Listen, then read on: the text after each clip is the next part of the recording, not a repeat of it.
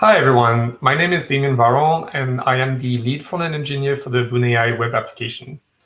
Today, I want to show you how Boon AI makes it really easy to integrate machine learning in a mobile application with TensorFlow.js and React Native with practically no machine learning skills. Remember, I am a front-end developer, not a data scientist. So a while ago, a major manufacturer asked us how we could help them integrate machine learning into their processing workflow. And they provided us with pictures of industrial parts. So using the Boon AI platform, I imported those pictures into the platform and created a data set with the concept of defective and OK. I applied the label to those pictures. So we have a set of pictures that are known to be defective and some that are OK. Then I linked this data set to a model that I created, a TensorFlow model, and trained the model, tested the model, and verified that everything was working correctly and that we had a working model to detect defective parts. Next, using the Boon AI SDK, I was able to download this model, convert it to a TensorFlow.js model using the TensorFlow CLI, and then all I had to do was import it into a React Native application that I created. And I am going to show you that right now. OK, so what you're seeing now is a mirror of the React Native app working on my phone. And I'm just pointing it at pictures of the industrial parts that are just like on my monitor. And you can see that this one is clearly labeled and detected as defective. And then if I go to a different one,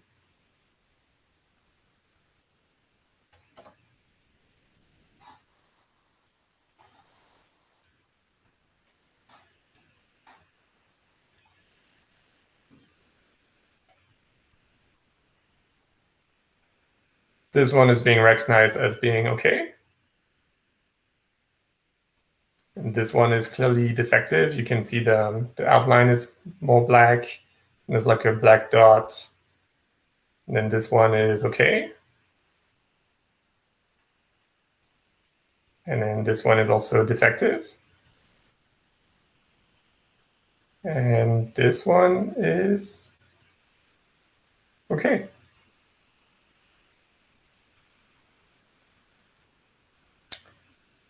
And that's it. And all of that is just this very simple React Native app that you can also find online.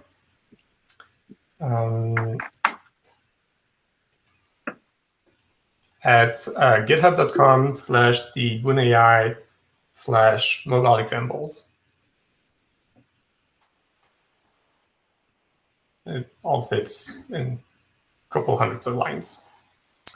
Yes, Zach. Yeah, so as a developer that wouldn't consider themselves a data scientist, roughly how long did this take you to put together? Because it's very impressive. Well, I mean, all the machine learning part was handled by Boon AI, so I was able to upload my pictures, label them, train a model, a TensorFlow model, with absolutely no knowledge of any machine learning or data science. And then I was able to download this model. I had to go through the TensorFlow.js documentation a little, but they have a really good wizard to convert a TensorFlow model into a TensorFlow.js. And they also have a really good library and some examples for React Native and how to integrate it. There was a very small gotcha on how to correctly load the model into React Native. But that's what you can find in the example. That's why we did the work, and then you can just use that. Nice. That's awesome. Great job. Thank you.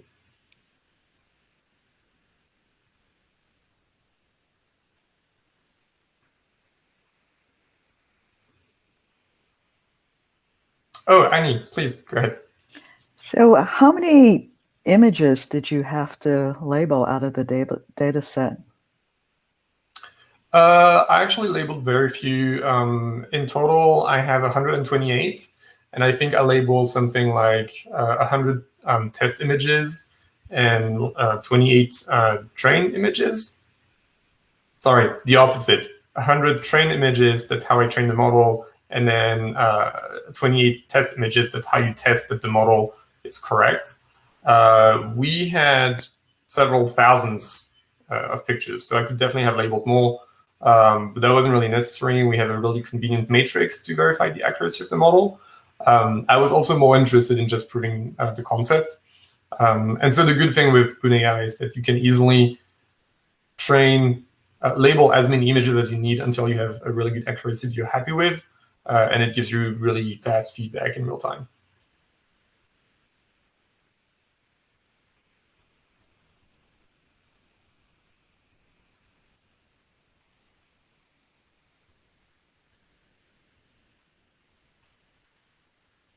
Yes, Annie?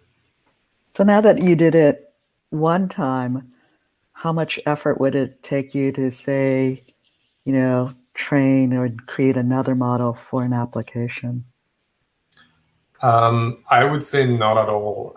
So really the whole process of connecting a data source, creating a data set, labeling some assets, having a model, training it, and then downloading it, that's something that anyone can do with absolutely zero knowledge. In just, I mean, the most time-intensive part is just labeling the assets and just making sure that it works. But the UI is very easy to use.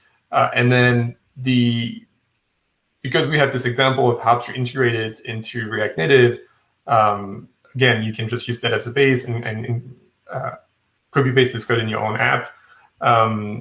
There's also a lot of more possibilities. So for instance, what I showed you right now was an application where the model is amped into the application itself.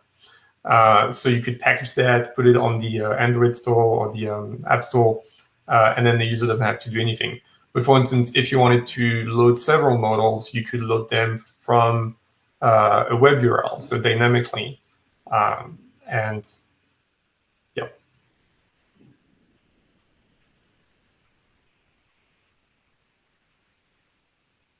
Danny?